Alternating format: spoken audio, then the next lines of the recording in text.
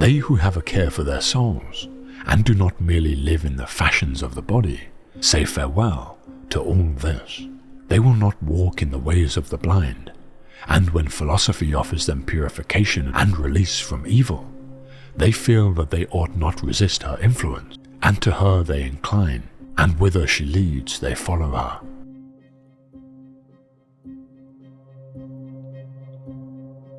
The man who makes everything that leads to happiness depend upon himself, and not upon other men, has adopted the very best plan for living happily. This is the man of moderation, the man of manly character, and of wisdom.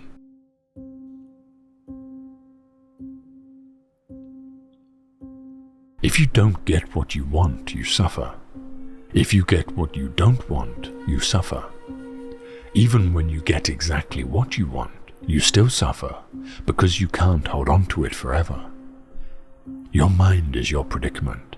It wants to be free of change, free of pain, free of the obligations of life and death. But change is a law, and no amount of pretending will alter that reality.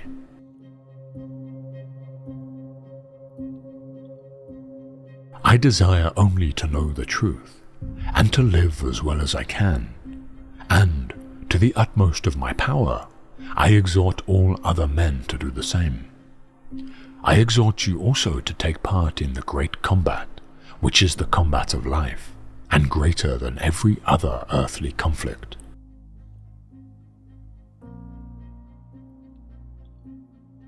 Two distinctive traits especially identify beyond a doubt a strong and dominant character. One trait is contempt for external circumstances, while one is convinced that men ought to respect, to desire, and to pursue only what is moral and right.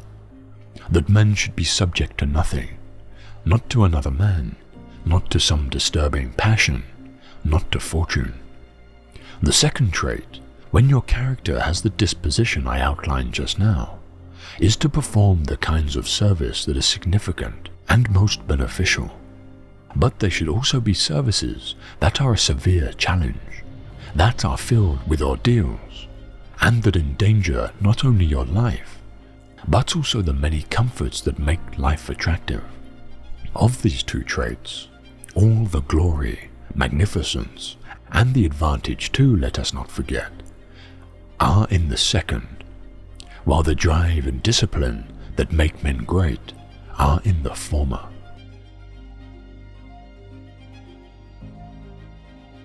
For there is but one essential justice which cements society, and one law which enables this justice.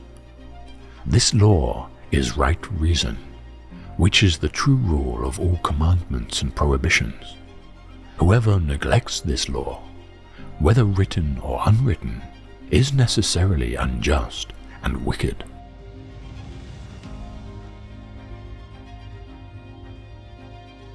Moral excellence is concerned with pleasure and pain. Because of pleasure, we do bad things, and for fear of pain, we avoid noble ones. For this reason, we ought to be trained from youth, as Plato says, to find pleasure and pain where we ought. This is the purpose of education.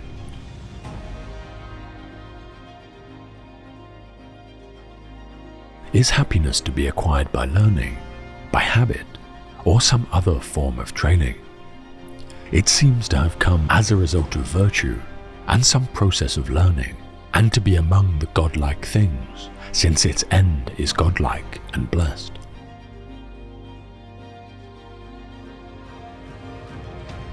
Man is a tame or civilized animal.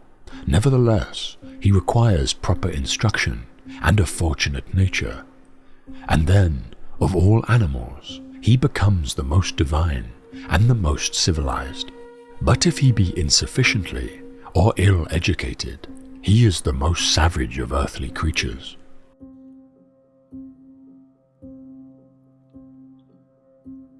In order for a man to succeed in life, God provided him with two means, education and physical activity. Not separately, one for the soul and the other for the body, but for the two together. With these means, we can attain perfection.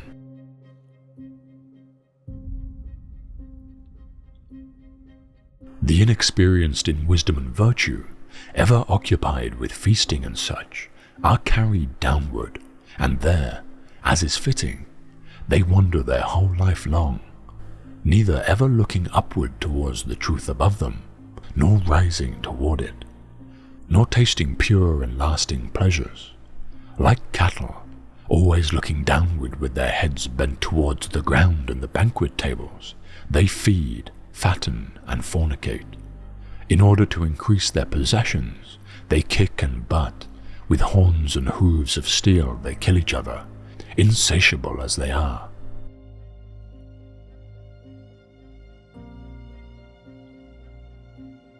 Six mistakes mankind keeps making century after century, believing that personal gain is made by crushing others, worrying about things that cannot be changed or corrected, insisting that a thing is impossible because we cannot accomplish it, refusing to set aside trivial preferences, neglecting development and refinement of the mind, attempting to compel others to believe and live as we do.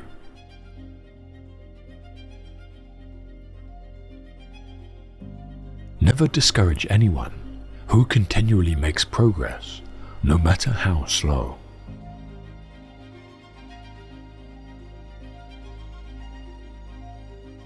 He who is only an athlete is too crude, too vulgar, too much a savage.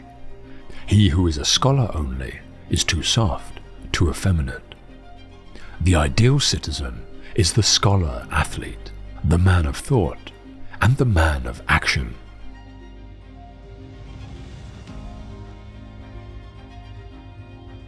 Strange times are these in which we live, when old and young are taught falsehoods in school, and the person that dares to tell the truth is called at once a lunatic and fool.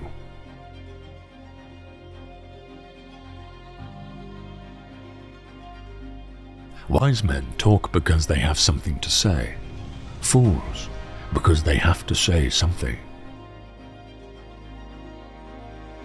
Imagine that the keeper of a huge strong beast notices what makes it angry, what it desires, how it has to be approached and handled, the circumstances and the conditions under which it becomes particularly fierce or calm, what provokes its typical cries, and what tone of voice makes it gentle or wild. Once he's spent enough time in the creature's company to acquire all this information, he calls it knowledge, forms it into a systematic branch of expertise, and starts to teach it, despite total ignorance, in fact, about which of the creature's attitudes and desires is commendable or deplorable, good or bad, moral or immoral. His usage of all these terms simply conforms to the great beast's attitudes, and he describes things as good or bad according to its likes and dislikes, and can't justify his usage of the terms any further, but describes as right and good the things which are merely indispensable, since he hasn't realized and can't explain to anyone else how vast a gulf there is between necessity and goodness.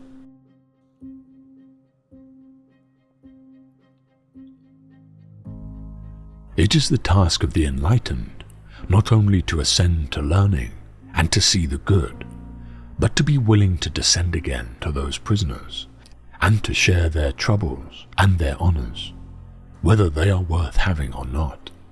And this they must do, even with the prospect of death.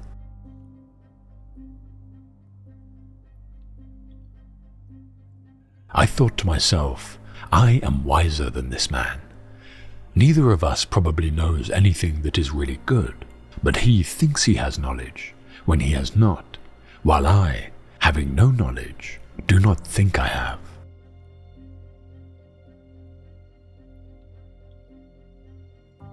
Those who are able to see beyond the shadows and lies of their culture will never be understood, let alone believed, by the masses.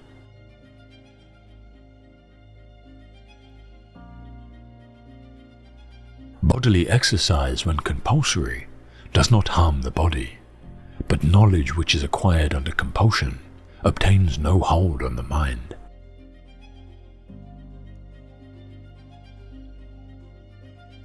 Human behavior flows from three main sources: desire, emotion, and knowledge.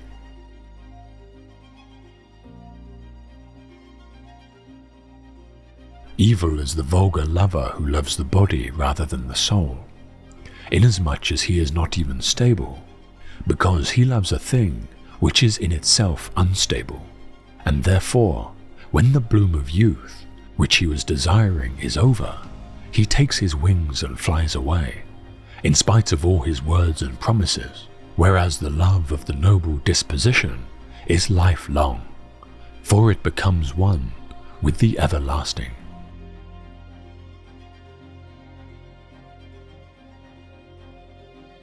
The greatest wealth is to live content with little.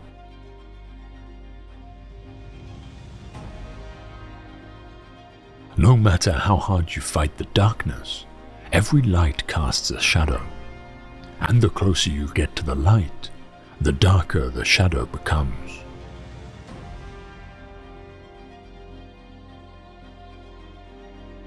The man who finds that in the course of his life he has done a lot of wrong often wakes up at night in terror, like a child with a nightmare, and his life is full of foreboding. But the man who is conscious of no wrongdoing is filled with cheerfulness and with the comfort of old age.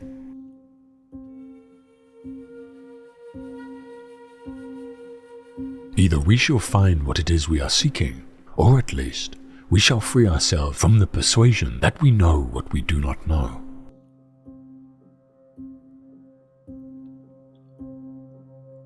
One of the penalties of refusing to participate in politics is that you end up being governed by your inferiors.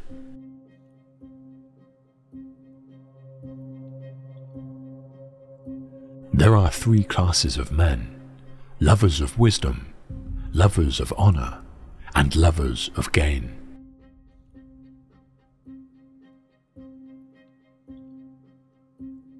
There is in every one of us, even those who seem to be the most moderate, a type of desire that is terrible, wild, and lawless.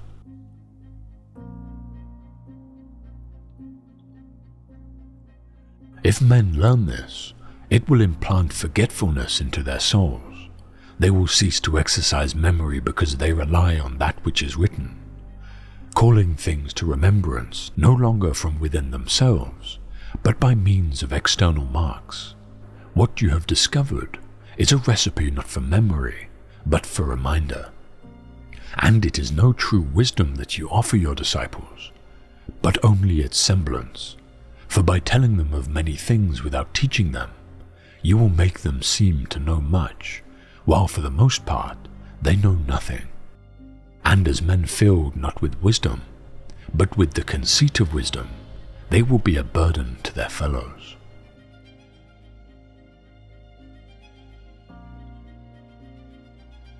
A hero is born among 100, a wise man is found among 1,000, but an accomplished one might not be found even among 100,000 men.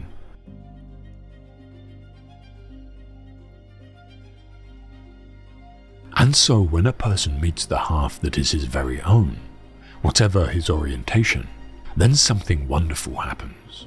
The two are struck from their senses by love, by a sense of belonging to one another, and by desire, and they don't want to be separated from one another, not even for a moment.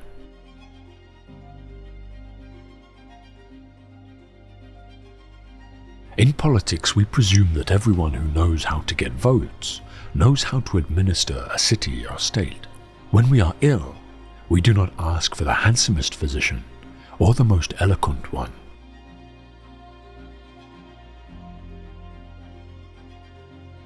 You know that the beginning is the most important part of any work, especially in the case of a young and tender thing. for that is the time at which the character is being formed, and the desired impression is more readily taken. Shall we just carelessly allow children to hear any casual tales, which may be devised by casual persons, and to receive into their minds ideas for the most part very opposite of those which we should wish them to have when they grow up? We cannot. Anything received into the mind at that age is likely to become indelible and unalterable, and therefore it is most important that the tales which the young first hear should be models of virtuous thoughts.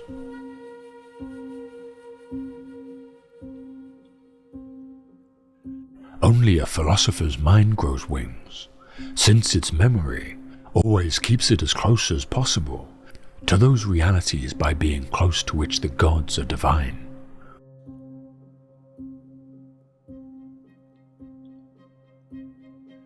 Man is a prisoner who has no right to open the door of his prison and run away. A man should wait and not take his own life until God summons him.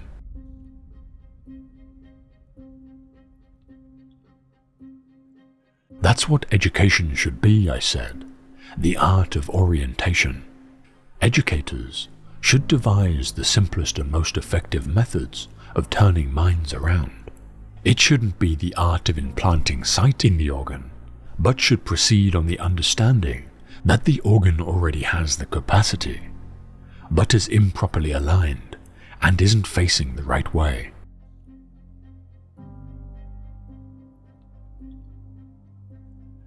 When someone sees a soul disturbed and unable to see something, he won't laugh mindlessly, but he'll take into consideration whether it has come from a brighter life and is dimmed through not having yet become accustomed to the dark, or whether it has come from greater ignorance into greater light and is dazzled by the increased brilliance.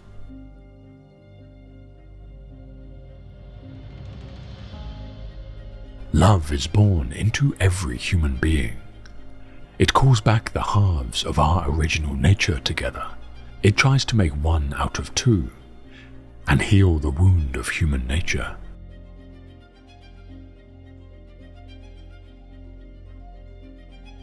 Do not train a child to learn by force or harshness, but direct them to it by what amuses their minds, so that you may be better able to discover with accuracy the peculiar bent of the genius of each.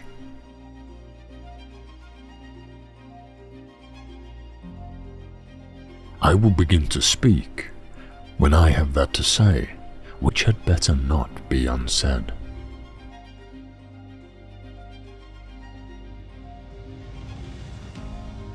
Consider it the greatest of all virtues to restrain the tongue.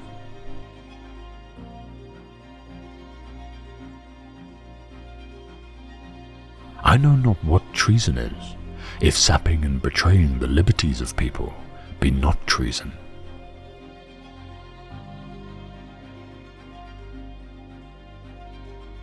Some have said that it is not the business of private men to meddle with government, a bold and dishonest saying, which is fit to come from no mouth but that of a tyrant or a slave.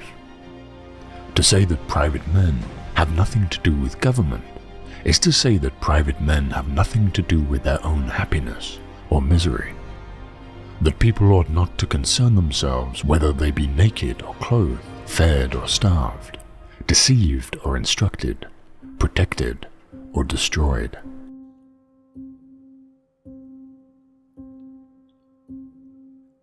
An honest man is seldom a vagrant.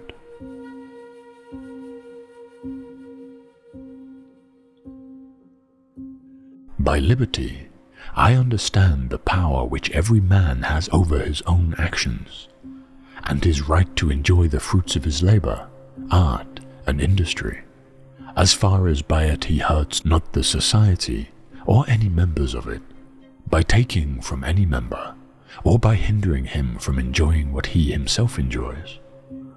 The fruits of a man's honest industry are the just rewards of it, ascertained to him by natural and eternal equity, as is his title to use them in the manner which he thinks fit, and thus, with the above limitations, every man is sole lord and arbiter of his own private actions and property.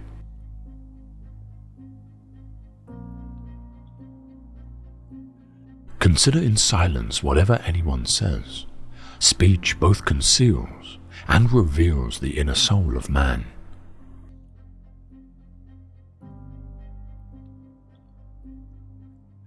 In doing nothing, men learn to do evil.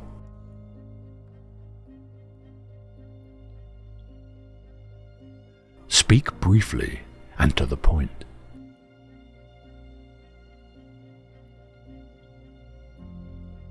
Whoever would overthrow the liberty of a nation must begin by subduing freedom of speech. Without freedom of thought, there can be no such thing as wisdom, and no such thing as public liberty without freedom of speech.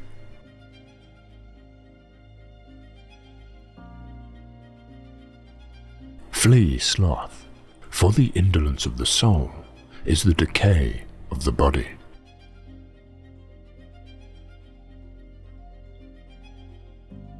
It is remarkable that men, when they differ in what they think considerable, will be apt to differ in almost everything else. Their difference begets contradiction. Contradiction begets heat. Heat quickly rises into resentment, rage, and ill will. Thus they differ in affections as they differ in judgment.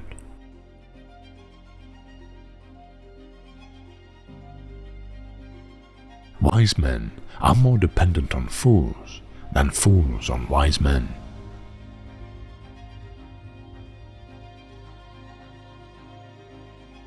The primary virtue is, hold your tongue. Who knows how to keep quiet is close to God.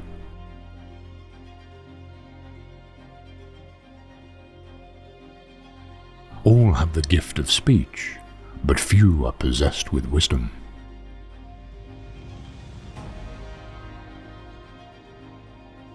I would not be beholden to a tyrant for his acts of tyranny, for it is but usurpation in him to save, as their rightful lord, the lives of men over whom he has no title to reign.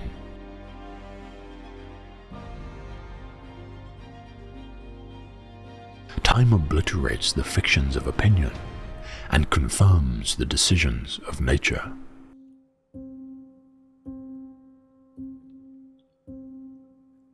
Few are those who wish to be endowed with virtue rather than to seem so.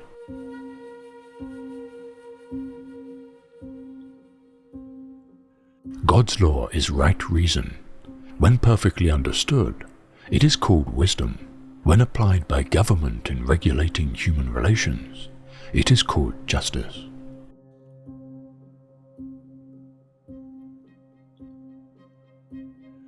It is not by muscle, speed, or physical dexterity that great things are achieved, but by reflection, force of character, and judgment.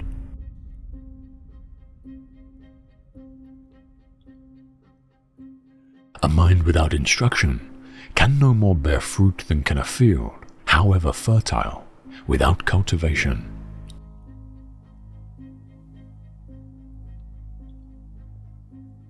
To be content with what we possess is the greatest and most secure of riches.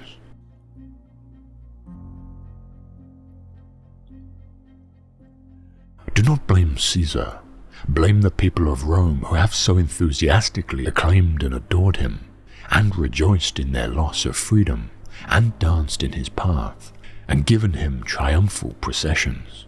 Blame the people who hail him when he speaks in the forum of the new wonderful good society, which shall now be Rome, interpreted to mean more money, more ease, more security, more living fatally, at the expense of the industrious.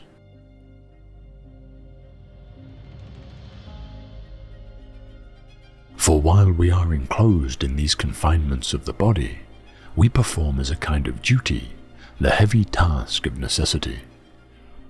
For the soul from heaven has been cast down from its dwelling on high, and sunk, as it were, into the earth.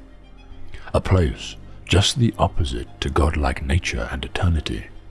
But I believe that the immortal gods have sown souls in human bodies, so that there might exist beings to guard the world, and after contemplating the order of heaven, might imitate it by their moderation and steadfastness in life.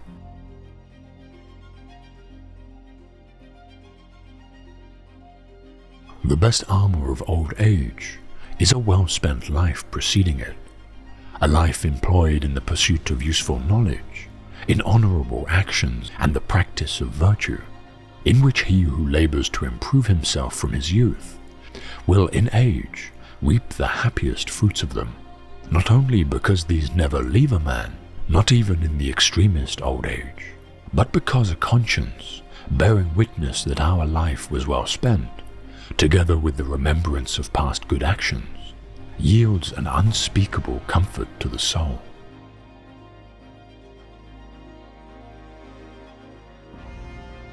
It is the peculiar quality of a fool to perceive the faults of others and forget his own.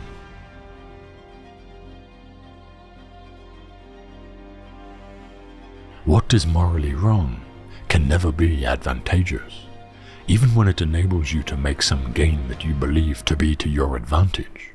The mere act of believing that some wrongful course of action constitutes an advantage is pernicious.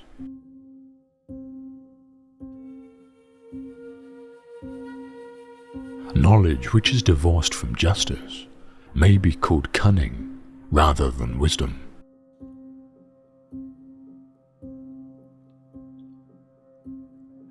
It is a great thing to know your vices.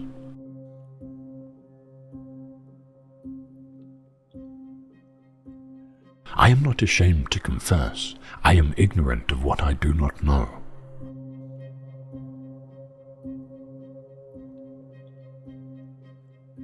The enemy is within the gates.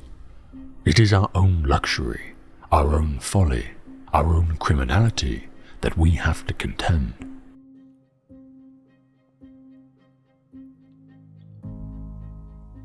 To be ignorant of what occurred before you were born is to remain always a child. For what is the worth of human life unless it is woven into the life of our ancestors by the records of history?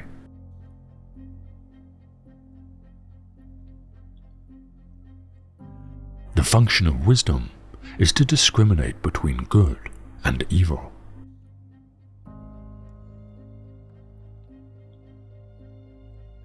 There exists a law not written down anywhere, but inborn in our hearts, a law which comes to us not by training or custom or reading, but by derivation and absorption and adoption from nature itself, a law which has come to us not from theory, but from practice, not by instruction, but by natural intuition.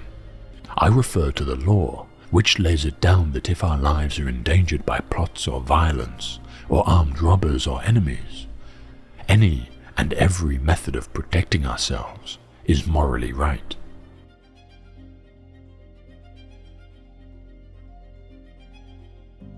There is, I assure you, a medical art for the soul. It is philosophy, whose aid need not be sought, as in bodily disease, from outside ourselves. We must endeavor, with all our resources and all our strength, to become capable of doctoring ourselves.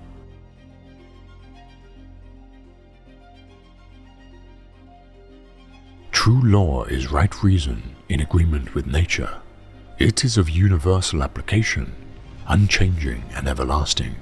It summons to duty by its commands and averts from wrongdoing by its prohibitions.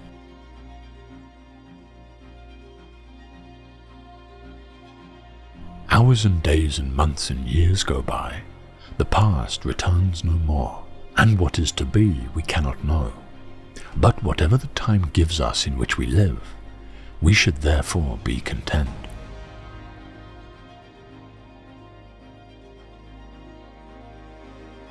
The man who backbites his absent friend, nay, who does not stand up for him when another blames him, the man who angles for bursts of laughter and for the repute of wit, who can invent what he never saw, who cannot keep a secret?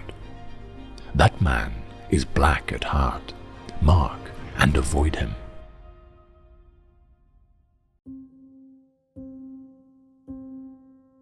If we are not ashamed to think it, we should not be ashamed to say it.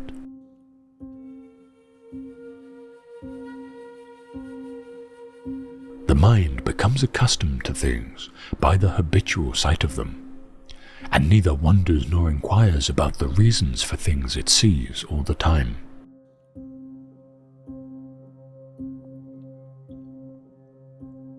Men decide far more problems by hate, love, lust, rage, sorrow, joy, hope, fear, illusion, or some other inward emotion, than by reality, authority, any legal standard, judicial precedent, or statute.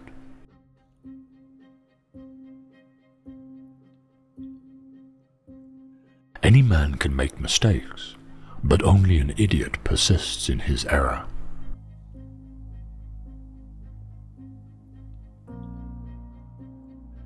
Friendship improves happiness and abates misery by doubling our joys and dividing our grief.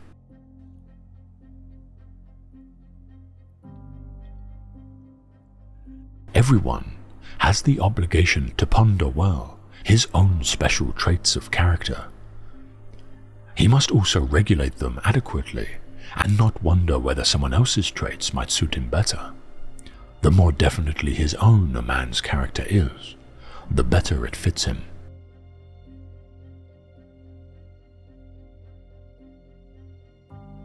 Gratitude is not only the greatest of virtues, but the parent of all others.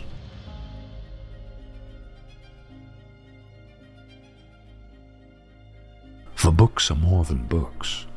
They are the life, the very heart and core of ages past, the reason why men worked and died, the essence and quintessence of their lives.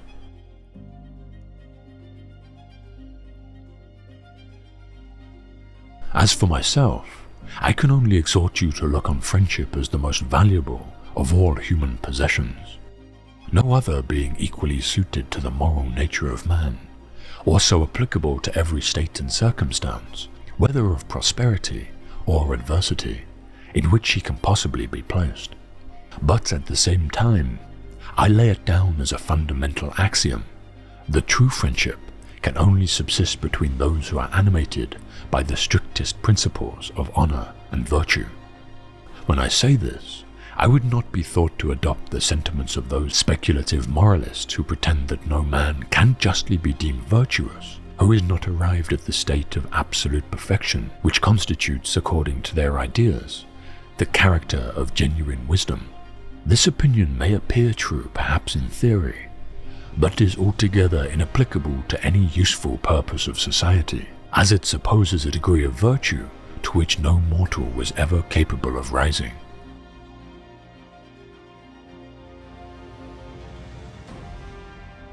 A mental stain can neither be blotted out by the passage of time, nor washed away by any waters.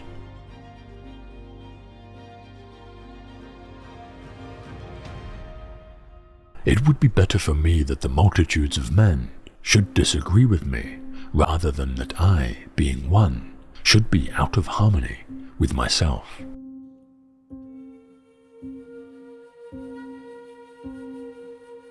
In every one of us there are two ruling directing principles, whose guidance we follow wherever they may lead. The one being an innate desire of pleasure, the other an acquired judgment which aspires after excellence.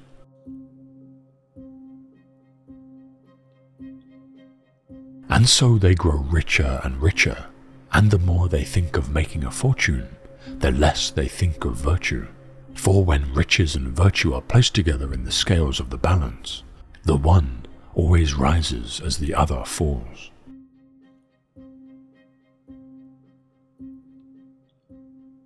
Esteemed friend, citizen of Athens, the greatest city in the world, so outstanding in both intelligence and power, Aren't you ashamed to care so much, to make all the money you can, and to advance your reputation and prestige, while for truth and wisdom and the improvement of your soul, you have no care or worry?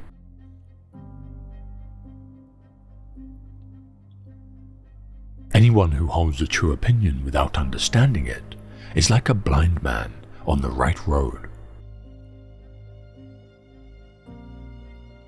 I honor and love you, but why do you who are citizens of the great and mighty nation care so much about laying up the greatest amount of money and honor and reputation, and so little about wisdom and truth and the greatest improvement of the soul? Are you not ashamed of these? I do nothing but go about persuading you all, old and young alike, not to take thought for your persons or your properties, but and chiefly to care about the greatest improvement of the soul. I tell you that virtue is not given by money, but that from virtue comes money and every other good of man, public as well as private. This is my teaching, and if this is the doctrine which corrupts the youth, I am a mischievous person.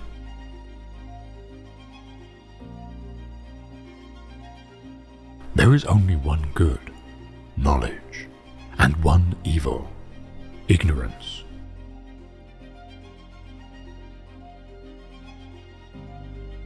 False words are not only evil in themselves, but they infect the soul with evil.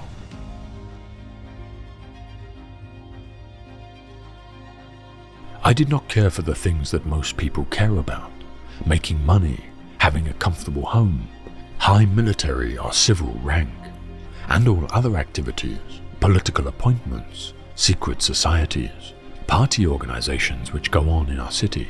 I set myself to do you, each one of you individually and in private, what I hold to be the greatest possible service. I try to persuade each one of you to concern himself less with what he has than with what he is, so as to render himself as excellent and rational as possible.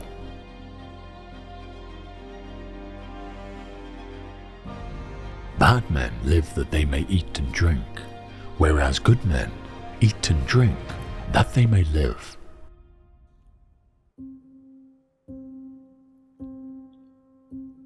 If the head and body are to be well, you must begin by curing the soul. That is the first and essential thing. And the care of the soul, my dear youth, has to be effected by the use of certain charms. And these charms are fair words, and by them temperance is implanted in the soul. And where temperance comes and stays, there health is speedily imparted, not only to the head, but to the whole body.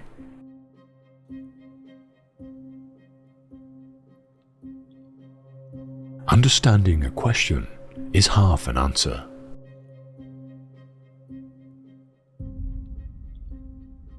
When my sons are grown up, I would ask you, my friends, to punish them, and I would have you trouble them, as I have troubled you.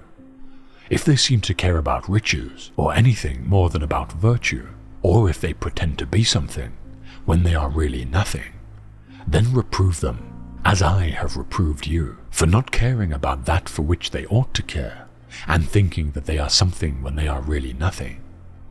And if you do this, I and my sons will have received justice at your hands.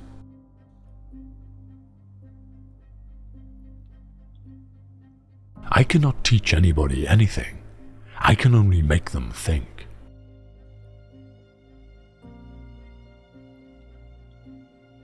No man has the right to be an amateur in the matter of physical training.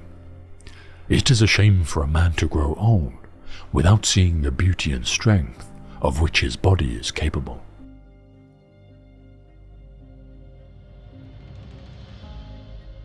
Contentment is natural wealth. Luxury is artificial poverty.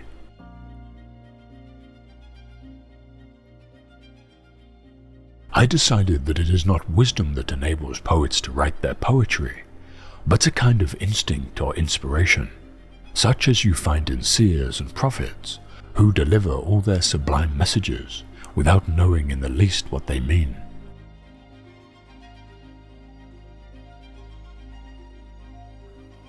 Men generally agree that the highest good attainable by action is happiness, and identify living well and doing well with happiness.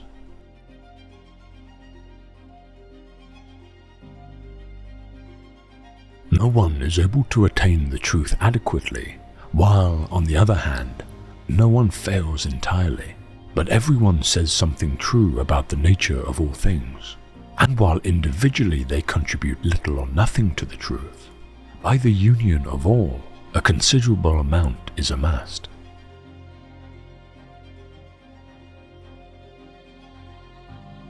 The man who is truly good and sensible bears all fortunes, we presume, becomingly, and always does what is noblest under the circumstances.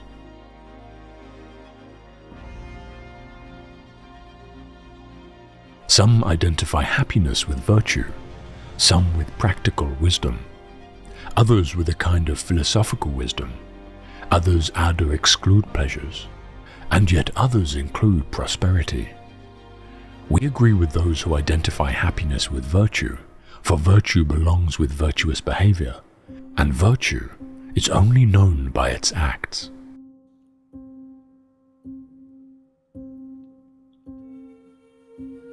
The wise man does not expose himself needlessly to danger, since there are few things for which he cares sufficiently, but he is willing, in great crises, to give even his life, knowing that under certain conditions it is not worthwhile to live.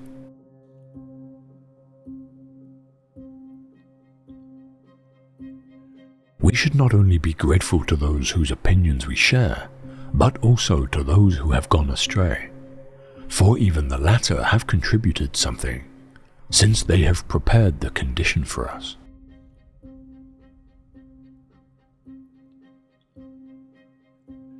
No happy man can become miserable, for he will never do acts that are hateful and mean.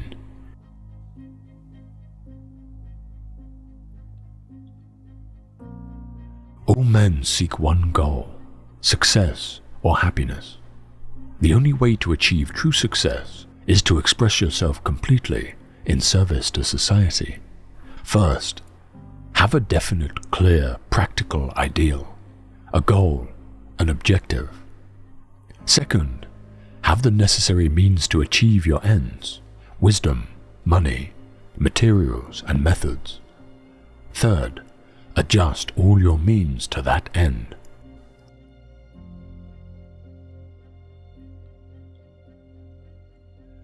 Every art and every inquiry, and similarly every action and pursuit, is thought to aim at some good, and for this reason, the good has been declared to be that at which all things aim.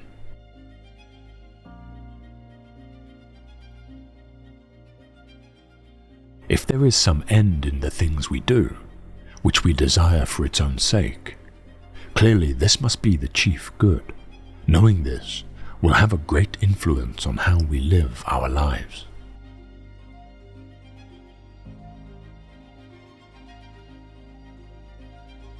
If things are good in themselves, the good will appear as something identical in them all, but the accounts of the goodness in honor, wisdom, and pleasure are diverse. The good, therefore, is not some common element answering to one idea.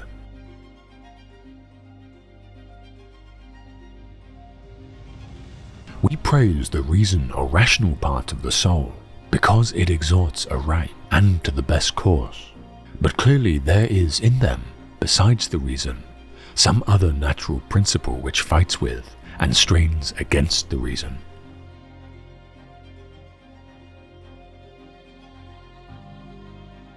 It is absurd to make external circumstances responsible and not oneself, and to make oneself responsible for noble acts, and pleasant objects responsible for base ones.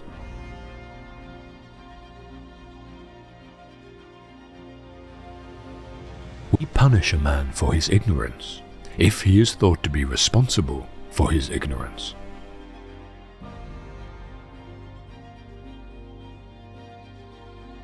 Everything done by reason of ignorance is involuntary. The man who has acted in ignorance has not acted voluntarily, since he did not know what he is doing. Not every wicked man is ignorant of what he ought to do, and what he ought to abstain from. By such errors, men become unjust and bad.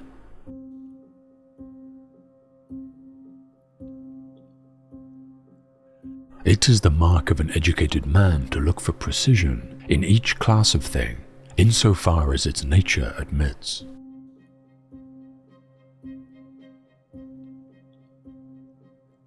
There are three things which inspire confidence in the orator's own character. The three, namely, that induce us to believe a thing apart from any proof of it: good sense, good moral character, and good will.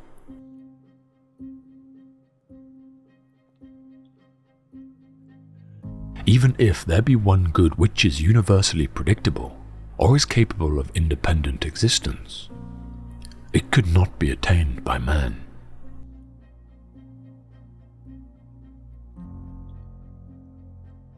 It is absurd to hold that a man ought to be ashamed of being unable to defend himself with his limbs, but not of being unable to defend himself with speech and reason. When the use of rational speech is more distinctive of a human being than the use of his limbs, and if it to be objected that one who uses such power of speech unjustly might do great harm, that is a charge which may be made in common against all good things except virtue, and above all, against the things that are most useful, as strength, health, wealth, generalship. A man can confer the greatest of benefits by a right use of these, and inflict the greatest of injuries by using them wrongly.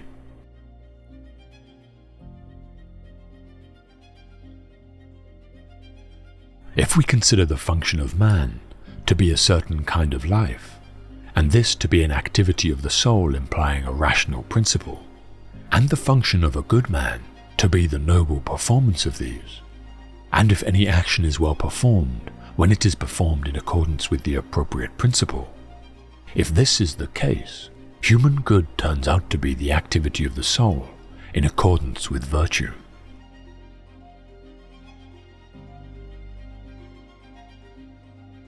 Politics appears to be the master of art, for it includes so many others, and its purpose is the good of man.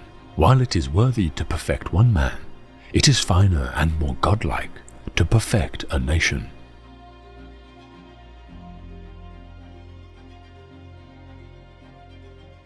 There are three prominent types of life: pleasure, political, and contemplative.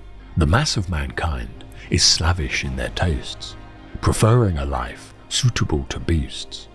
They have some ground for this view, since they are imitating many of those in high places. People of superior refinement identify happiness with honor or virtue, and generally the political life.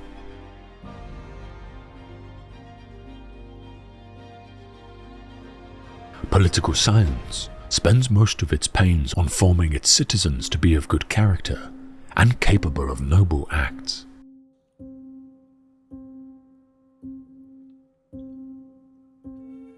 The life of money-making is one undertaken under compulsion, since wealth is not the good we are seeking and is merely useful for the sake of something else.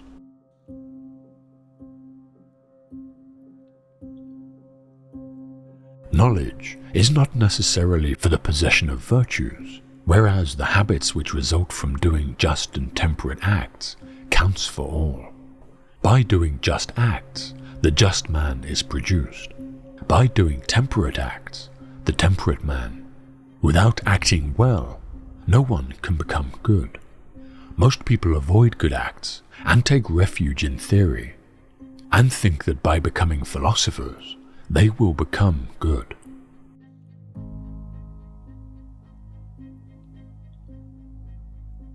If the virtues are neither passions nor facilities, all that remains is that they should be states of character.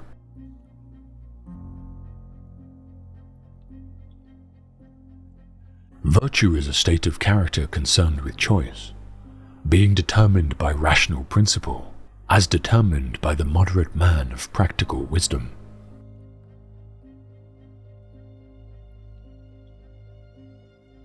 The end being what we wish for, the means what we deliberate about, and we choose our actions voluntarily. The exercise of virtues is concerned with means, and therefore both virtue and vice are in our power.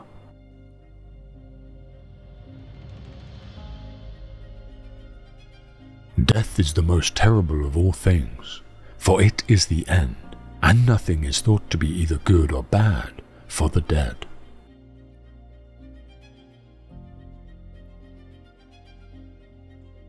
All men agree that a just distribution must be according to merit in some sense. They do not all specify the same sort of merit, but Democrats identify with free men, supporters of oligarchy with wealth or noble birth, and supporters of aristocracy with excellence.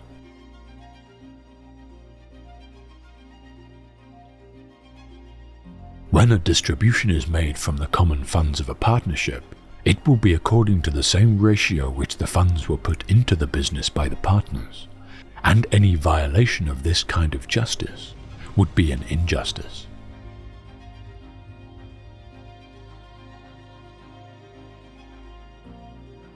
People are different and unequal, and yet must somehow be equated. This is why all things that are exchanged must be comparable, and to this end, money has been introduced as an intermediate, for it measures all things. In truth, demand holds things together, and without it, there would be no exchange.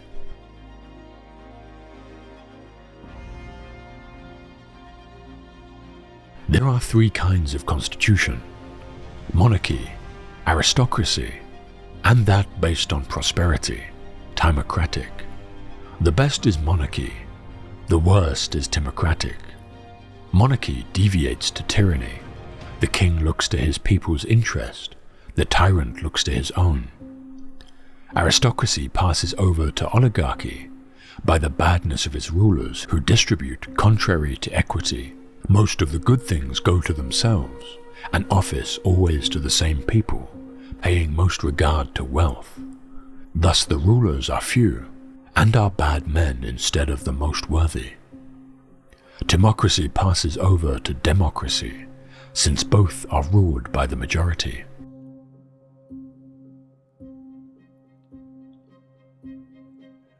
Of those we have wronged, and of our enemies or rivals, it is not the passionate and outspoken who we have to fear, but the quiet, dissembling, unscrupulous. Since we never know when they are upon us, we can never be sure they are at a safe distance.